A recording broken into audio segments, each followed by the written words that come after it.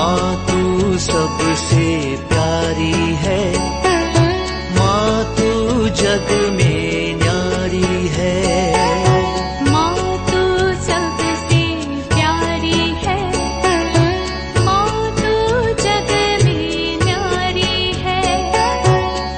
अपने आंचल में रखना, अपने आंचल में रखना। हमें वरदानों से भरना। माँ तू सबसे प्यारी है, माँ तू जग में न्यारी है। माँ तू सबसे प्यारी है, माँ तू जग में न्यारी है। Mr. Rajan Samuel, a great missionary in Hindi heartland, first class with distinction.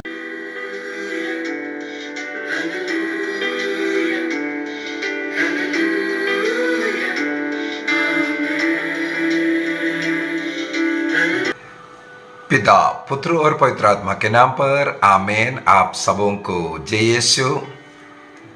आज हम लोग पुण्य सप्ताह में, होली वीक में प्रवेश कर रहे हैं और आज के दिन में पुण्य सप्ताह का पहला दिन खजूर इतवार के रूप में, पाम संडे के रूप में हम लोग मनाते हैं। आज के दिन प्रभु यीशु मसीह का राजाधिराज प्रभु के रूप में विजय घोष यात्रा करते हुए यरूशलेम प्रवेश को हम लोग याद करते हैं। पवित्र बाइबल में लूकस का सुसमाचार अध्याय 19 में वाक्य 29 से आगे ये घटना को हम लोगों को पढ़ने के लिए मिलता है, 29 से लेकर के 38 तक। और उसी प्रकार मत्ती का सुसमाचार अध्याय 21 में वाक्य 1 से 9 तक का भाग में भी हम लोगों को इसके विषय में वर्णन मिलेगा।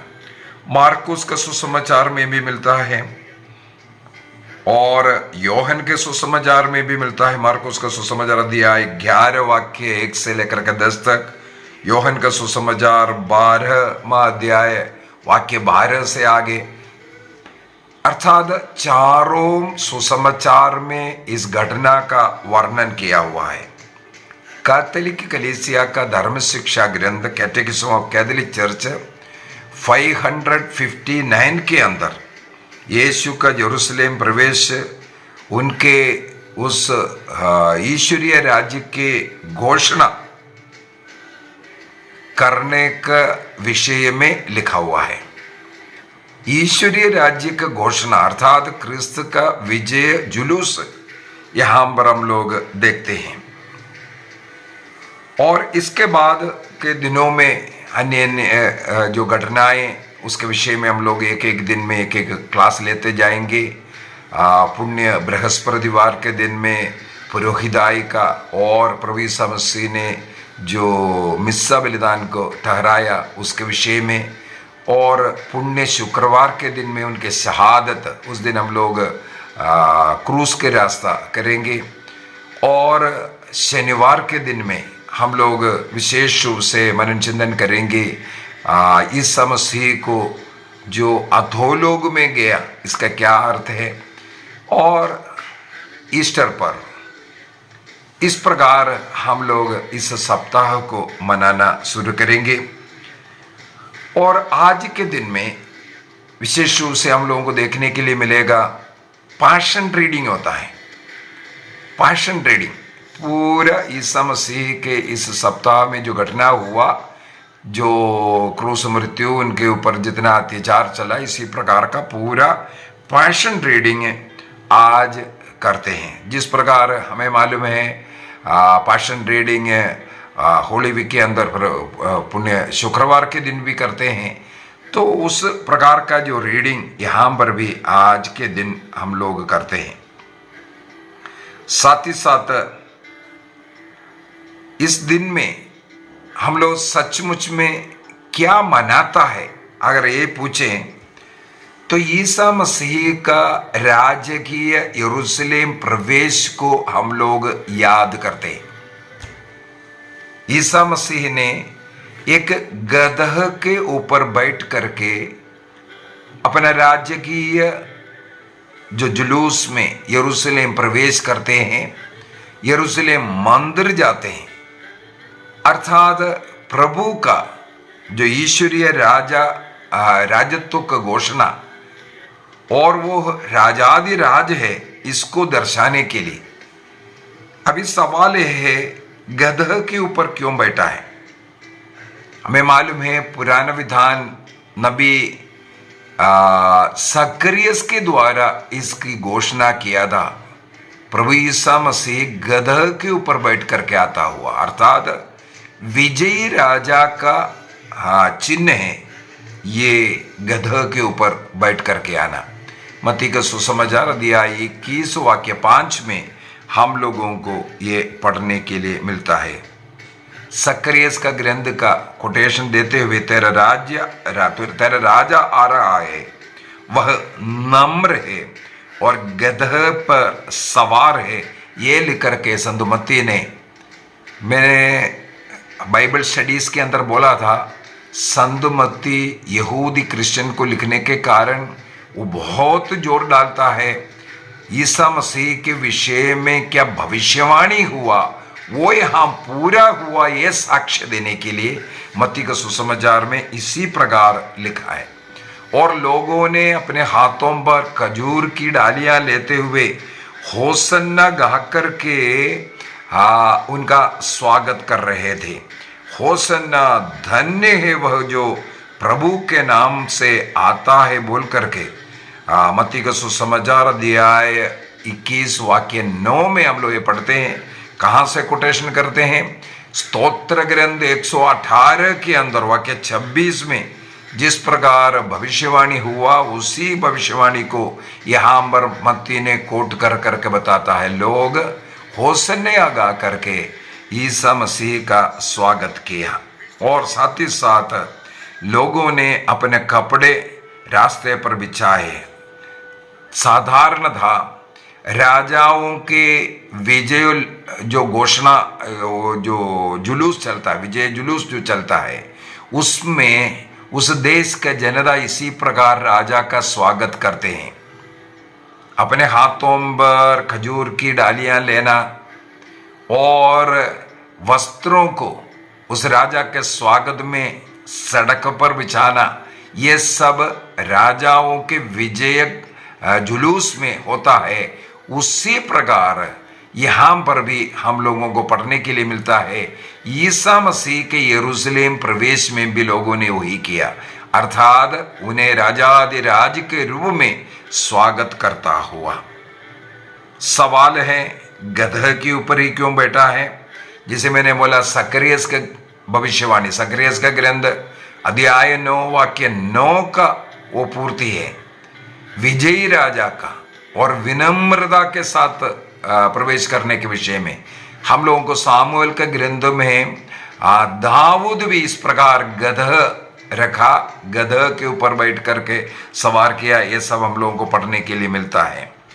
घोड़ा साधारण था, युद्ध का प्रतीक है, तो गदह शांति का प्रतीक है। प्रकाशना ग्रंथ को अगर आज हम लोग पढ़ाई कर रहा है, वहां पर अध्याय 6 के अंदर 4 घोड़ों के विषय में सब लिखा हुआ है। और ईसा मसीह का सेकंड कमिंग उसी प्रकार न्याय दिलाने के लिए, न्याय के लिए आने वाला उस प्रभु का घोड़े के ऊपर बैठ करके आने वाला, ये लिखा हुआ है। लेकिन यहाँ पर यरूशलेम प्रवेश में शांति का राजा के रूप में और नम्रता का, विनम्रता का प्रतीक के रूप में गदह के ऊपर बैठ करके आता है। और ईसा मसीह विजयी राजा है, लेकिन साथ ही साथ वो शांति का राजा भी है। युद्ध करने के लिए नहीं, युद्ध वाला जगह पर शांति का जो आह्वान करने के लिए वह आया है। कैथोलिक कलीसिया का धर्म शिक्षा ग्रंथ 560 के अंदर ये बिल्कुल एक्सप्लेन कर बोल रहा है, ईसा मसीह का ये जो प्रवेश है वो विनम्र राजा को दिखा रहा है। और लोगों को शैतान के कब्जे से, गुलामी से मुक्त करने के लिए आया। वहां पर वो विजय प्राप्त करते हुए उस विजयी राजा का जुलूस, और जनता ने जो होसन्ना गा रहा है, होसन्ना जो शब्द है वहां हम लोगों को ये होसन्ना ओरिजिनली हिब्रू शब्द, ये हिब्रू शब्द में होसन्ना का शब्द का अर्थ है प्रभु हमें बचाइए, प्रभु हमें बचाइए। इसका मतलब एक प्रकार का प्रार्थना करते हुए उनका स्वागत कर रहा है, हमें बचाइए। और स्तोत्र ग्रंथ 118 में 118 वाक्य 25-26 में ये हम लोगों को पढ़ने के लिए मिलता है। वहां पर भी हमें बचाने के लिए सेव अस ओ लॉर्ड ऐसा बोल करके वो प्रार्थना करता हुआ, और प्रभु की स्तुति करने के साथ साथ वहां पर एक याचना भी है इसके अंदर है। इसका मतलब होसन्ना शब्द एक प्रार्थना शब्द भी है, साथ ही साथ एक याचना शब्द भी है, स्तुति शब्द भी है, याचना शब्द भी है।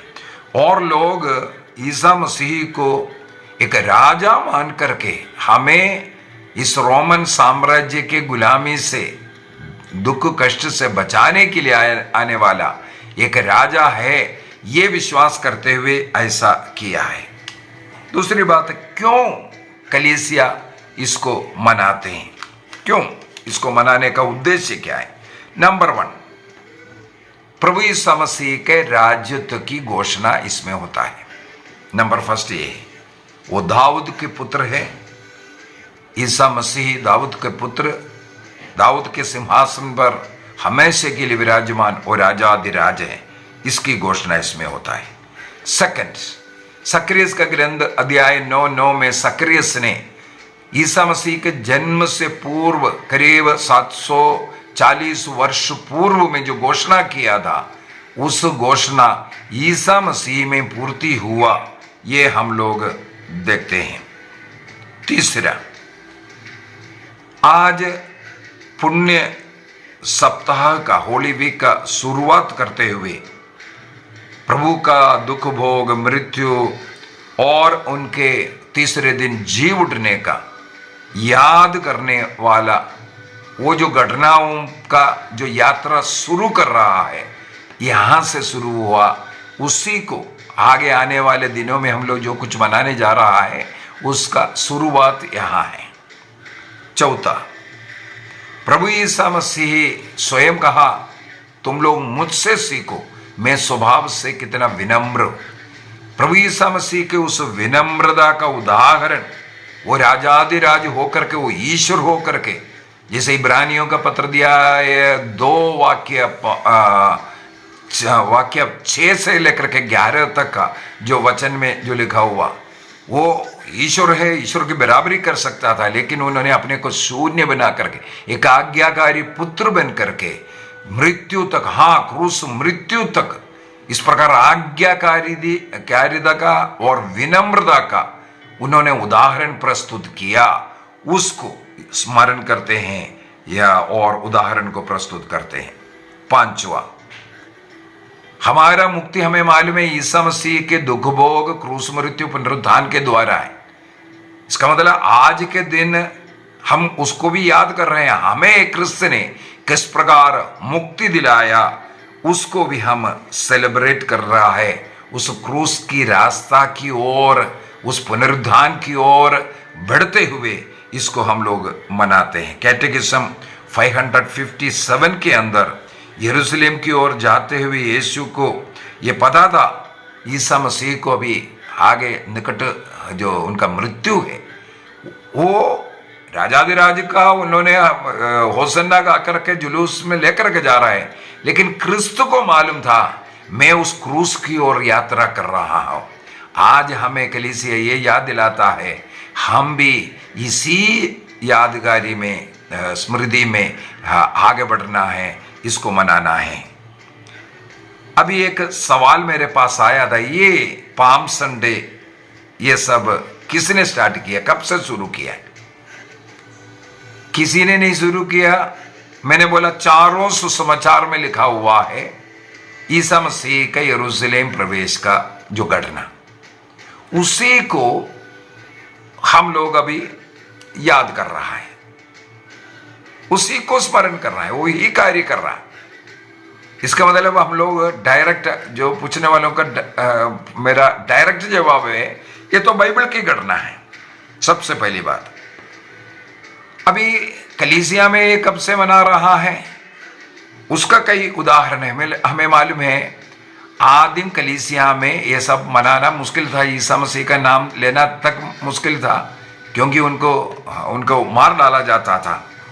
लेकिन इस घटना, क्रिश्चियनिटी को जब आज़ादी मिला 313 में सम्राट कॉन्स्टेंटाइन के द्वारा ऐलान किया, इसके बाद इसको मनाने के विषय में हम लोगों के पास दस्तावेज है। सबसे पहला उसके उल्लेख किया वो व्यक्ति का नाम है इगेरिया बोल करके एक तीर्थयात्री महिला है, स्पेनिश महिला इगेरिया।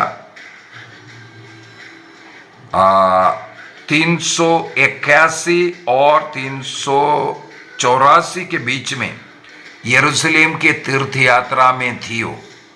इसके बाद उन्होंने उसके एक डायरी बना करके जो कुछ देखा, क्या क्या है, सब कुछ उस डायरी में लिखा।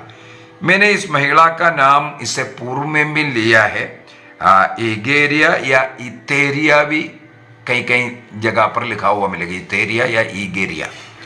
तो उनके उस डायरी में आदिम काल में हमारे चर्च के अंदर क्या क्या प्रथाएं, क्या क्या चीजें चलता था, मनाता था, इसका उल्लेख मिलता है। उनमें से एक है ये पाम संडे का मनाने के विषय में। वे जब होली लैंड तीर्थ यात्रा में यरूशलेम में था, उस समय पर उनको यरूशलेम में पाम संडे के दिन में, होली वीक का फर्स्ट डे, उस इतवार के दिन में लोग खजूर और जैतून की डालियां लेकर के जुलूस करते हुए, कहां से, जैतून पहाड़ से, जहां से ईसा मसीह को का वो जुलूस चला था, उसी प्रकार वहां से चला करके होली सपलकर जो चर्च है, हमें मालूम है 4वीं सदी में ही सम्राट कॉन्स्टेंटाइन ने और उनकी माँ हेलन, उन लोगों ने मिलकर के वहां पर क्रिस्त के मृत्यु और कब्र, जो क्रूस, वहां पर जो बनाया हुआ चर्च है होली सपलकर, वहां तक लोग जुलूस में जाता था कर करके उनके डायरी में मिला है। देखो 381 वहां पर स्पेनिश तीर्थयात्री के डायरी में मिला एक घटना। यह है सबसे पुराना कोई लिखित, अगर हम लोगों के पास सबूत है, पाम संडे कलीसिया में मनाता था, ये दिखाने के लिए। इसके बाद दस्तावेज है, कई चीजें हैं। यरूशलेम में हर वर्ष धूमधाम से ये पर्व को मनाने का दस्तावेज है। बिशप ऑफ जेरूशलेम, यरूशलेम का जो बिशप होगा वो इस जुलूस का नेतृत्व करता है। जैतून पहाड़ से लेकर के माउंट ऑफ ओलिव्स, वहां से लेकर के होली सपलकर जो गिरजाघर है वहां तक ये जुलूस जाता था कर करके लिखित में मिलेगा। ये परंपरा धीरे धीरे पूरे संसार के कलीसिया में फैलने लगी। मुझे पढ़ने के लिए मिला, रोमन पश्चिमी जो वेस्टर्न चर्च के अंदर, रोमन चर्च के अंदर 7th सेंचुरी में इसको मनाने का जो सिलसिला था, ये पढ़ने के लिए मिला। और संत पापा ग्रिगरी 7 ने उस समय पर पूरे यूनिवर्सल चर्च में इसको मनाने का आदेश भी दिया करके, उनके समय पर जो संत पापा ग्रिगरी 7 11th सेंचुरी का पोप है। इसके बाद खजूर के डालियों का आशीर्वाद देने का परंपरा जो है उसी समय पर ये जो 11th सेंचुरी में शुरू हुआ करके हमें पता चला। अगला पॉइंट, अनेकों चर्च फादर्स अर्थात 4th सेंचुरी का जॉन क्रिसोस्टम हो, 7th सेंचुरी का संत एंड्रूस द ग्रेट हो, संत थॉमस एक्विनस हो, इनके लेख में, इनके किताबों में इस पाम संडे का मनाने के विषय में लिखा हुआ हमें पढ़ने के लिए मिलेगा। और उससे बढ़कर के 7th सेंचुरी का एग्जैक्टली बोले तो 656 में 656 में टोलेडो में जो काउंसिल हुआ था, वहां पर उस काउंसिल में 656 का टोलेडो काउंसिल में पाम संडे पूरे कलीसिया में कैसे मनाना है इसका आदेश, उसका जो दस्तावेज बना करके डिस्ट्रीब्यूट भी हुआ है। इसका मतलब 7th सेंचुरी में काउंसिल का आदेश भी हो चुका था।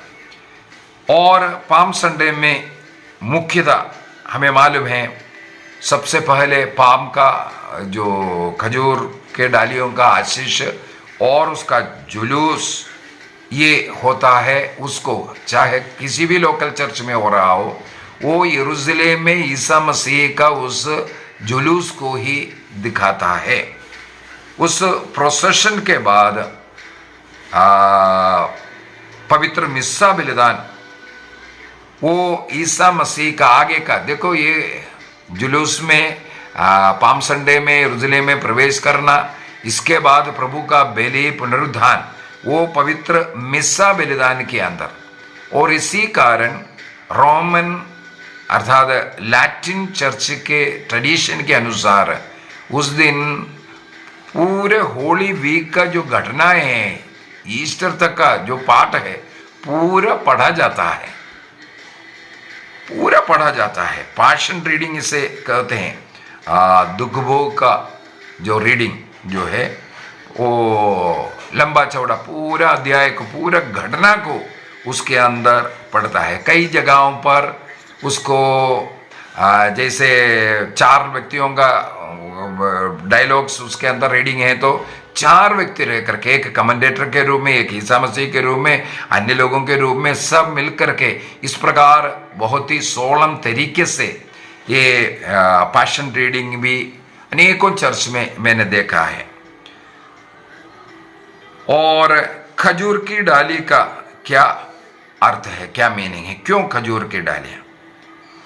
यदि हम लोग प्रकाशना ग्रंथ अध्याय 7 को पढ़ेंगे, 7 का 9 में, वहां पर खजूर की डालियां लेकर के स्वर्ग में संत लोग प्रभु का होसन्ना करते हुए विजय गीत गाना, विजय का प्रतीक है खजूर की डालियां। सबसे पहली बात है विजय। दूसरा, कई शहीद संतों के हाथ में हम लोगों को इसी प्रकार खजूर की डालियां देता हुआ मिलेगा। इसका मतलब है खजूर की डालियां अगला साइन है शहादत का, शहादत का साइन भी है। ईसा मसीह का राजत्व को स्वीकार करते हुए विजय जुलूस, जैसे मैंने बोला राजाओं का विजय जुलूस होता था, उसी प्रकार यहाँ पर खजूर की डालियां लेकर के इस प्रकार का होसन्ना गा करके स्वागत करने का मतलब है हम लोग क्रिस्त को राजाधिराज प्रभु के रूप में उनके राजत्व को स्वीकार करने का एक प्रतीक भी है। अगला, उस आशीष किया हुआ खजूर की डालियां हम अपने घर में लेकर के आता है। हम लोगों के विश्वास से है पुरोहित द्वारा आशीष की हुई ये खजूर की डाली हम लोगों के लिए, हमारे परिवार के लिए आशीष का कारण है।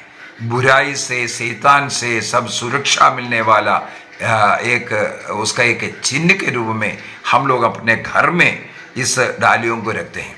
इसके बाद उसको अगले साल हम लोगों को मालूम है राख बुधवार के पहले उसको चर्च में पहुंचाया जाता है, उसको जला करके उसका राख। अभी मेरे पास एक डाउट किसी ने पूछा हुआ है, राख बुधवार के दिन में क्यों राख लगाता है? मिट्टी, तुम मिट्टी हो, मिट्टी में मिल जाओ बोल करके राख के जगह पर मिट्टी क्यों नहीं लगा रहे हैं? मैं एक क्लास आगे आने वाले दिनों में लूँगा, उसी के अंदर फिर से मैं थोड़ा सा और गहराई से इसके विषय में बताऊंगा, क्योंकि मेरे पास ऑलरेडी एक राख बुधवार के दिन में ही सवाल आया हुआ है, मैंने उसको नोट किया हुआ है। आने वाले दिन में अभी जल्दी हम लोग उसको पढ़ेंगे। आज हम लोगों ने देखा पाम संडे के दिन में होली वीक का पहला दिन है। प्रभु यीशु मसीह का विजयी राजा के रूप में यरूशलेम प्रवेश को हम लोग मनाते हैं। गधा के ऊपर बैठना मतलब विजयी विनम्र शांति का राजा है। और होसन्ना शब्द हमें बचाओ, स्तोत्र ग्रंथ 118 का उस वचन को यहाँ पर कोट करते हैं, लोग करते हैं।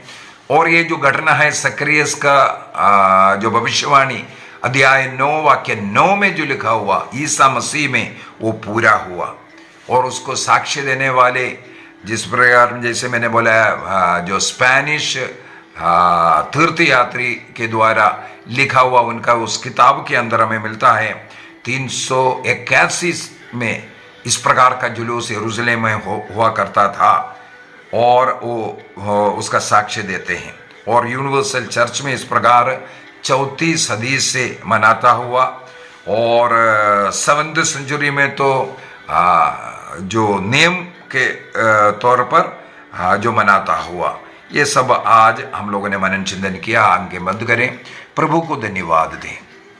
आज के दिन हम लोग प्रभु का यरूशलेम प्रवेश को मनाते हुए होली वीक में प्रवेश कर रहा है। उपवास, प्रार्थना, तपस्या का पाप स्वीकार कर ईस्टर पर्व की ओर हमें लेकर के जा रहा है। अगले इतवार हम लोग ईस्टर पर्व मनाएंगे। उससे पहले दुख भोग है, प्रभु यीशु मसीह का अंतिम बहरी के विषय में मनन चिंतन है, और यीशु मसीह यरूशलेम प्रवेश करने के बाद क्या क्या घटना हुआ इन दिनों में हम लोग उसको भी याद करेंगे। और एक अच्छा ब्लेसेड होली वीक, अनुग्रह आशीष का सप्ताह, ये सप्ताह बन जाए, इसके लिए हम अपने को पूर्ण रूप से कलीसिया के नियम के अनुसार, कलीसिया जो कुछ घटनाओं को सिखाते हैं उसके अनुसार विश्वास करते हुए अपने को क्रिस्त के लिए समर्पित करेंगे। उनके पुनरुत्थान में हम भी सौभागी बन सके। पिता, पुत्र और पवित्र आत्मा के नाम पर आमीन। आप सबों को जय यीशु।